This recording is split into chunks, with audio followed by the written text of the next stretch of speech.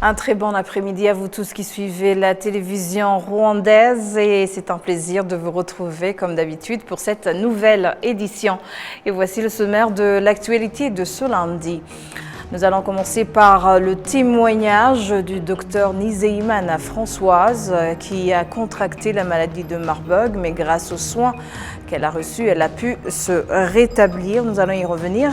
Nous reviendrons aussi par rapport à la poursuite ce lundi des plaidoiries des avocats des parties civiles dans l'affaire Eugène Rwamucyo à la cour d'assises de Paris, juste avant le réquisitoire du ministère public.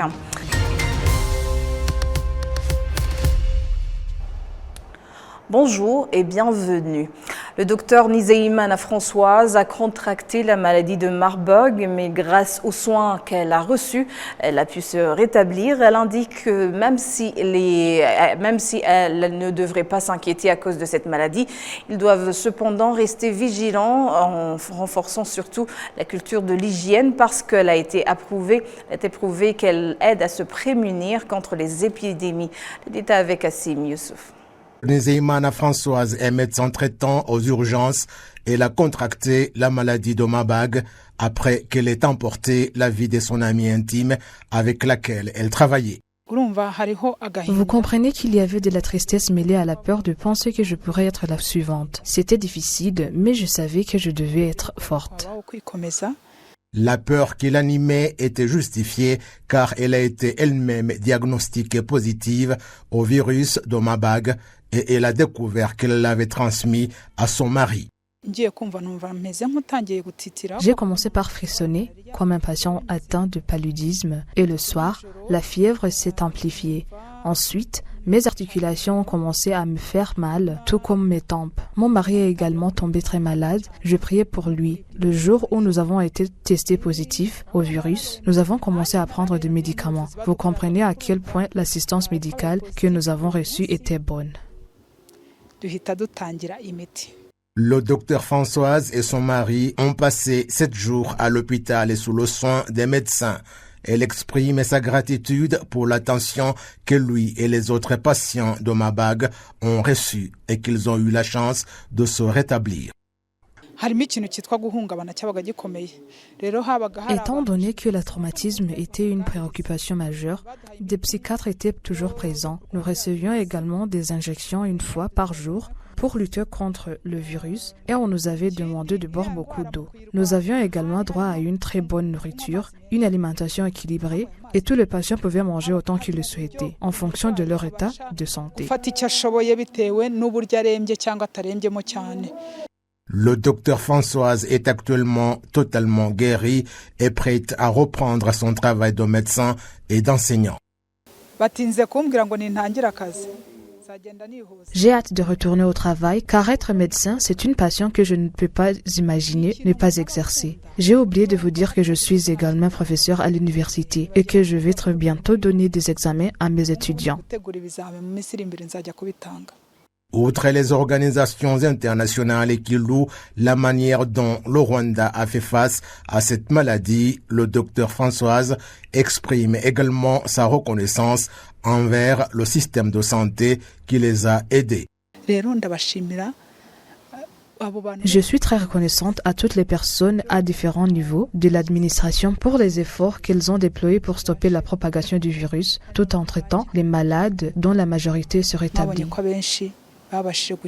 En tant que médecin, elle revient ici sur l'importance de l'hygiène et en particulier sur le fait de se laver les mains. Tout le monde devrait s'efforcer de se laver les mains souvent, pas seulement lorsque des épidémies et des pandémies apparaissent.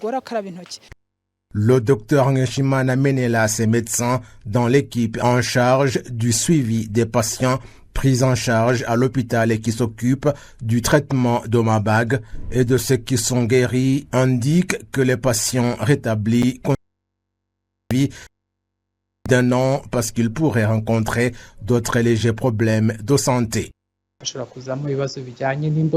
Certaines perturbations visuelles peuvent survenir et des mesures existent pour garantir qu'on reçoive le traitement nécessaire afin de protéger la vue. En général, il existe également un risque de fatigue chronique Et si cela se produit, une réhabilitation sera nécessaire. Des problèmes articulaires à long terme posent également un problème, tout comme les complications musculaires. Et bien sûr, il y a le facteur psychologique et la possibilité très réelle de dépression, ce qui doit également être surveillé.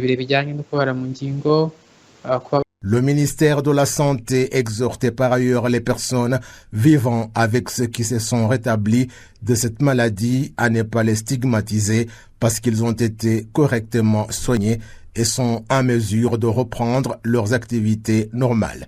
Ce ministère indique également qu'il y a actuellement 3 patients qui reçoivent des soins appropriés et qu'il y a de l'espoir qu'ils vont se rétablir rapidement et rentrer auprès de leur famille. Cela fait un mois qu'on a constaté la présence du virus de Marburg ici au Rwanda. Suivant à présent l'interview du ministre de la Santé, M. Sabin, Dr Sabin, où il nous parle de l'état actuel du virus dans notre pays.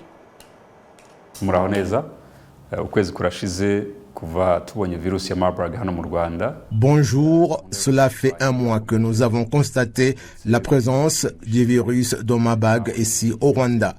Le programme de lutte contre ce virus se poursuit et depuis 7 jours, aucune personne n'a été emportée par ce virus. Les 3 patients qui l'ont contracté sont actuellement en traitement et nous espérons qu'ils se rétabliront bientôt. Le travail de recherche sur l'origine de ce virus se poursuit et nous avons appris que ce virus provient d'animaux, en particulier de certaines chauves-souris qui aiment manger des fruits qui seraient à l'origine de l'infection chez le premier patient. Ces informations ont été très utiles pour continuer à rechercher les moyens de détecter ces épidémies tôt afin de pouvoir les combattre partout où elles pourraient se manifester. C'est une bonne nouvelle de connaître l'origine du problème, mais nous devons également continuer à aider les personnes touchées par la maladie et toute autre personne qui n'a pas encore été identifiée. Lorsque vous parlez de chauve-souris et de l'origine des maladies, beaucoup de gens peuvent rapidement dire « laissez-nous aller chasser ces chauves-souris, c'est là que la maladie provient ». Ce serait une erreur, car ces chauves-souris vivent généralement dans des grottes loin des gens. Elles se cachent et lorsque les gens les trouvent en leur milieu, c'est là que la maladie peut émerger, car ces chauves-souris libèrent des fluides corporels et d'autres contaminants qui pourraient contenir des virus comme Marburg et d'autres, comme cela a été le cas dans cette épidémie que nous évoquons. Ainsi, combattre ou chasser ces chauves-souris n'est pas la solution au problème. De plus, il est connu que les chauves-souris jouent un rôle important dans d'autres activités, notamment en agriculture, où elles contribuent à la pollinisation des cultures à hauteur d'environ 40% dans différents pays, y compris le Rwanda.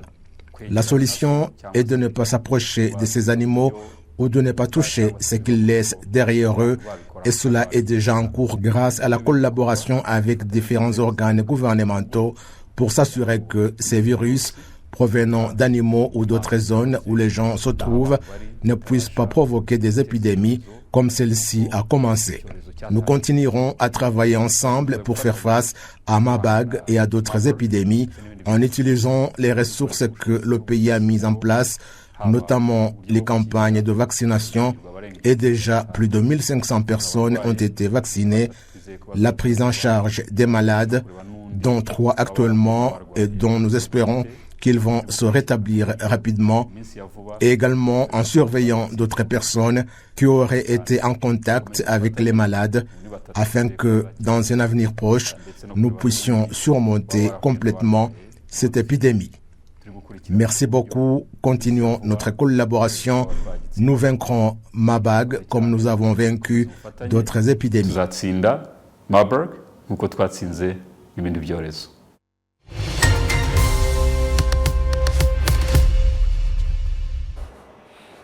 Au moment où les pays en développement, en particulier, se confrontent aux multiples défis qui mettent à mal la vie des populations, les observateurs estiment que le pays de l'espace francophone doivent unir leurs efforts pour résister à ces chaos, à ces chocs. C'est en tout cas le point de vue de l'éditorialiste Ben West, Malidi Bento, du magazine Afrimag au Maroc. Il s'est entretenu avec notre collègue Jean Damascène en marge du 19e sommet de la francophonie à Paris. Il y a tant de défis dans l'espace francophone, des défis économiques. Pourriez-vous d'abord nous partager, nous faire votre point de vue sur ces défis et surtout ce que les pays de l'espace francophone devraient faire pour relever ces défis? Voilà. Alors, je vais prendre un exemple concret qui est l'industrie cacaotière, qui est donc un des gros facteurs de la déforestation du bassin du Congo, du bassin dans sa globalité. C'est là où justement la francophonie doit intervenir comme régulateur, comme initiateur d'idées qui permettent justement de préserver le continent africain. Il faut savoir que plus de la moitié, presque la moitié de la production industrielle cacaotière est concentrée aux États-Unis. 12% de la production côtière au final est fait en Hollande, aux Pays-Bas. Et le continent africain n'a que 6% des recettes de cette production. Et 1 500 000 enfants sont exploités, en tout cas sur les chiffres de 2020, entre le Ghana et la Côte d'Ivoire. Et ce sont des facteurs aussi qui détruisent les particularités, les valeurs patrimoniales et patrimoniales du continent africain, l'aspect faunistique aussi. Donc il faut agir. Je prendrai un autre exemple avec la Zambie, qui actuellement qui est un pays anglophone, qui est dans des gros problèmes à cause de l'imposition de semences occidentales.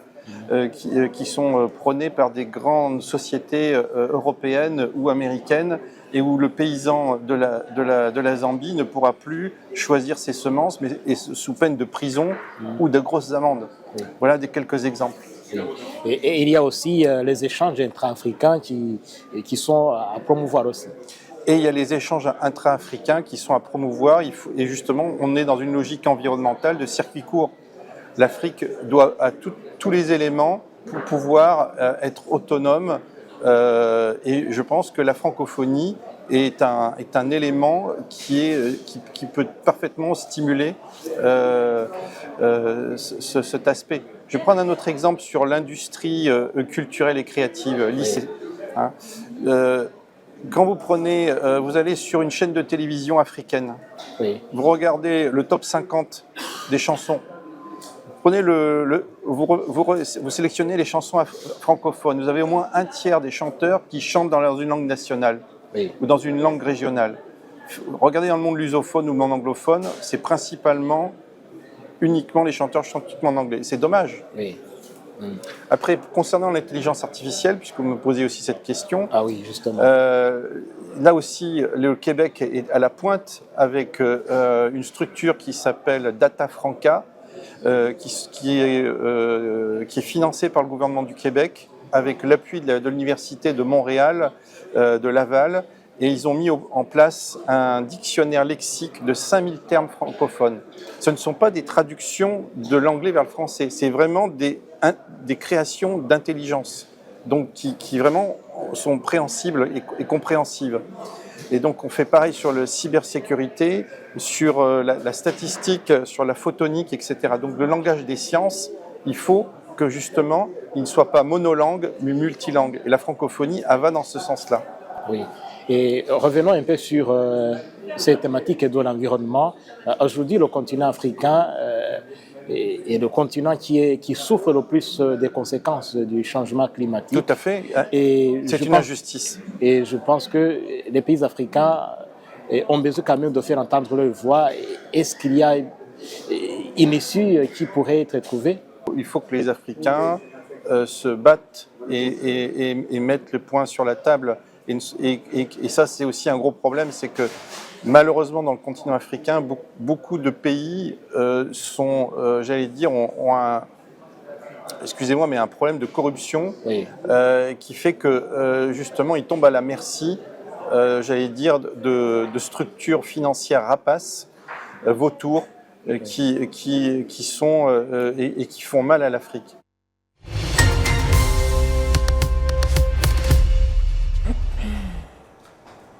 La Commission rwandaise de démobilisation et de réintégration intensifie ses efforts de stabilisation et de réintégration des ex-combattants rentrés et déférés de la République démocratique du Congo.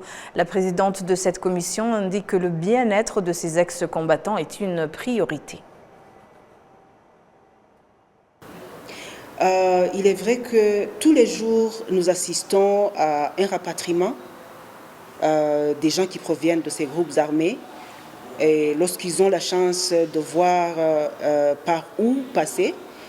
Et initialement, comme nous avions l'habitude de collaborer avec la MONUSCO, c'était très facile pour nous de recevoir tous les jours les gens qui proviennent des groupes armés. Mais ces derniers temps, c'est difficile. Avant de procéder à la réintégration des ex-combattants, il y a ce qu'on appelle la réception. Parce que cette commission est normalement, si on la compare à d'autres commissions de démobilisation des autres pays, les autres commissions sont chargées du désarmement. Mais cette commission n'est pas chargée du désarmement parce qu'aucun membre des groupes armés ne vient avec son arme.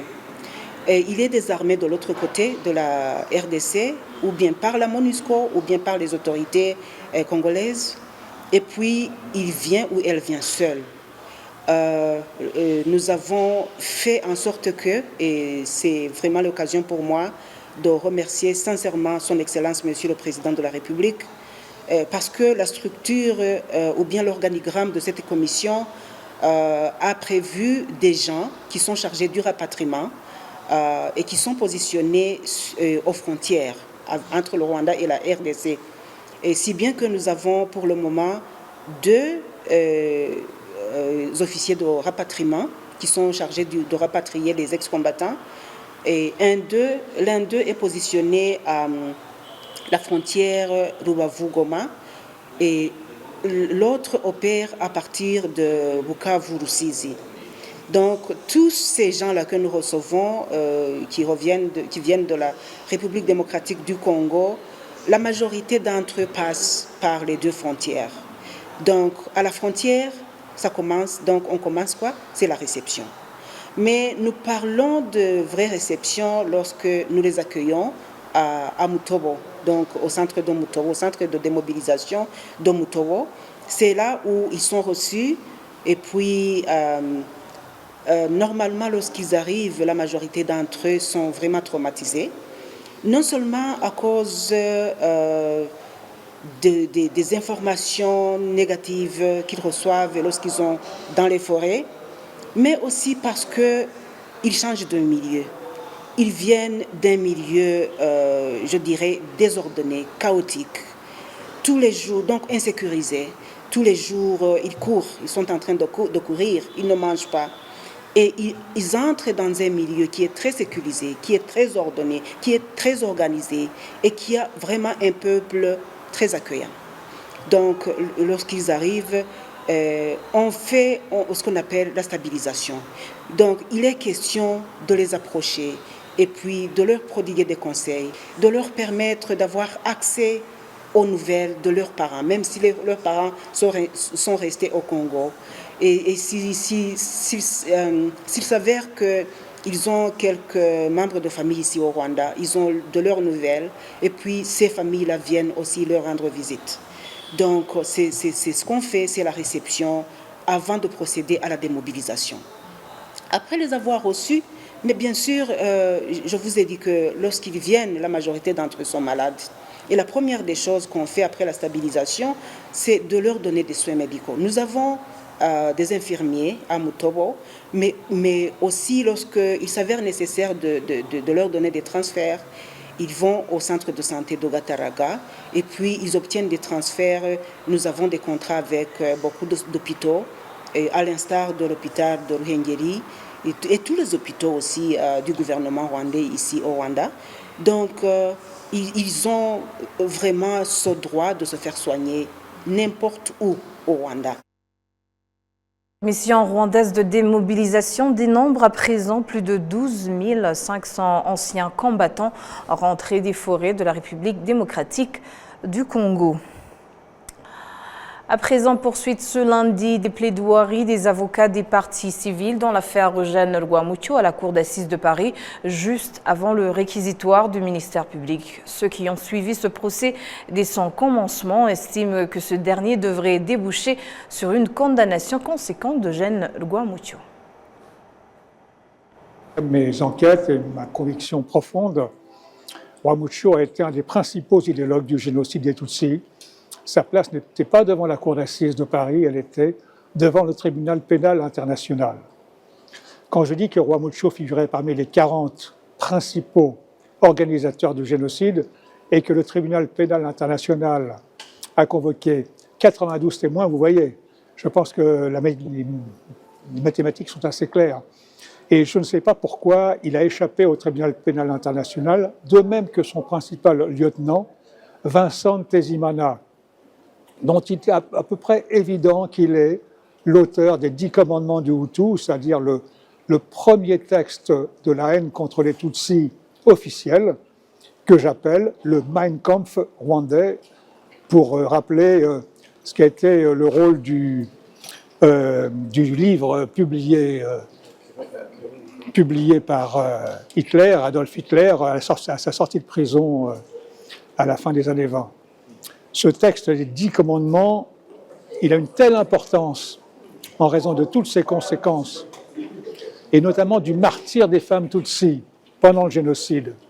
Ce qui est une spécificité du génocide des Tutsis, c'est le martyrologue des femmes, que la place de Vincent Ntezimana, comme celle de Eugène Rwamucho, aurait dû être devant le tribunal pénal international, et malheureusement, cette affaire a un petit peu échappé aux juges belges quand il a été traduit devant la cour d'assises en 2001, qui lui ont infligé une peine de 12 ans de prison extrêmement faible par rapport à ses responsabilités, aussi bien comme idéologue qu'à Boutaré pendant le génocide, où il est accusé d'avoir tué lui-même, ou fait tuer directement un nombre indéterminé de Tutsis. Il est clé car ce sont des intellectuels très solidaires, très compétents, la plupart bénéficiant d'un doctorat. C'est le cas de Rwamucho, c'est le cas de Naïmana, c'est le cas de Jean Bosco Baragagwiza, c'est le cas de Ntezimana, etc. Ce sont des intellectuels, ils sont tout à fait responsables de ce qu'ils disent, de ce qu'ils écrivent et de ce qu'ils font. C'est pourquoi j'espère que la Cour d'assises de Paris en tiendra compte dans son verdict. Alors le docteur Rwamucho est poursuivi essentiellement. Il y a 2 grands chefs d'accusation qui le concernent. Il y a d'abord la question de l'enfouissement des corps.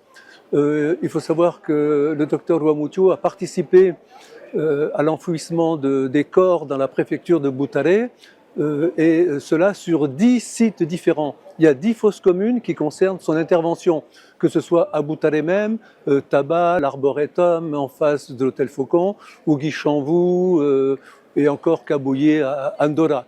Donc ça, c'est le premier chef d'accusation.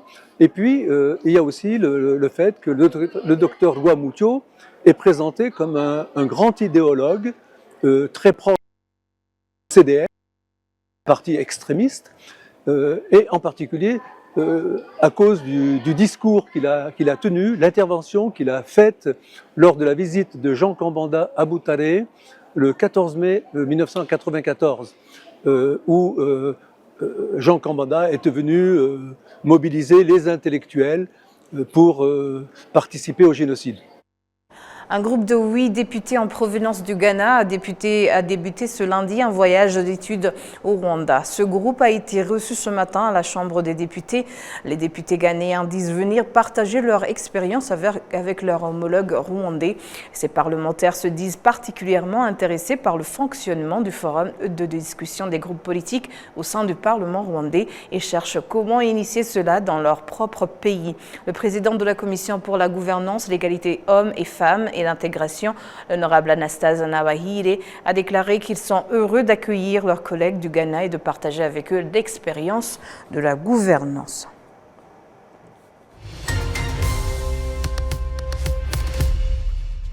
Et c'est sur ces images que nous clôturons cette grande édition. Merci à vous tous qui avez suivi. Merci à notre équipe de réalisation et bonne poursuite des programmes de la télévision rwandaise.